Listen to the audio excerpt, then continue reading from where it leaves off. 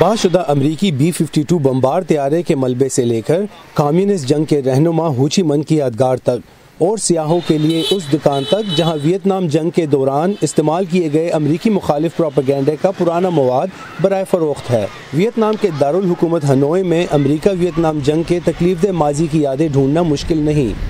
Voice of America के reporter bill गालो वो झील दिखा रहे हैं जहां अमरीकी खारजा पॉलिसी की एक अहम शख्सियत मरहूम अमरीकी सेनेटर जॉन मकेन का 1967 में मार गिराए जाने वाला जहाज़ क्रैश हुआ था। ये यादगार उस जगह पर बनाई गई जहां हनोई के गम व गुस्से से भरे अवाम ने जॉन मकेन को पानी से घसीटते हुए निकाला था, लेकिन वो दिन अब बहुत पीछे रह गए हैं।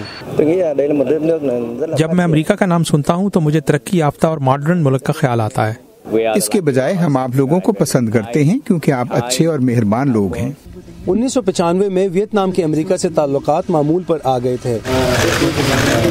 आज दोनों मुल्कों में चीन के बारे में तशवीश के अलावा बहुत कुछ मुश्तरक है।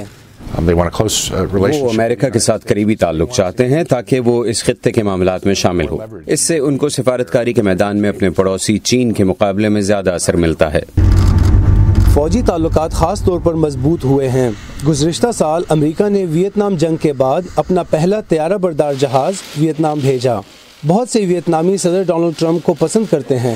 I think he is very smart president. ये हकीकत कि उनको फास्ट फूड KFC और मैकडॉनल्ड्स पसंद हैं इंतहाई दिलचस्प है।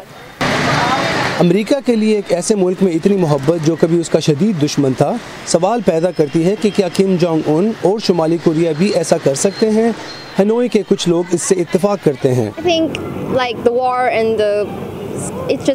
मेरे ख्याल से जंग सिर्फ माजी है। हम अपने हाल और मुस्तकबिल पर तवज्जो देने की कोशिश कर रहे हैं और जब वो वियतनाम आएंगे और ये सब ज़ाविये देख पाएं तो ये बहुत अच्छा होगा क्योंकि हर किसी को दुनिया में अमन पसंद है।